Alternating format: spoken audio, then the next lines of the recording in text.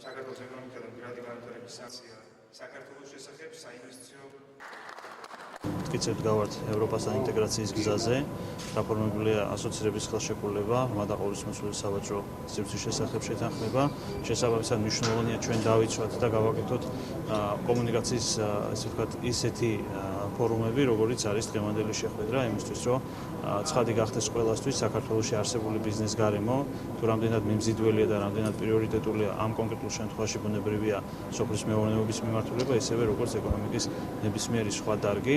დღეს წევრი ხდება ევროპული ეკონომიკური სენატის ქართული ბიზნესის ნაწილი 10 კომპანია და წარმომადგენელი გახდება ეკონომიკური სენატის წევრი. ეს შეხვედრა ორგანიზებული არის საქართველოს ბიზნეს კლუბის მიერ და ეს წარმოადგენს ხიდს ქართულ და ევროპულ ბიზნესს შორის.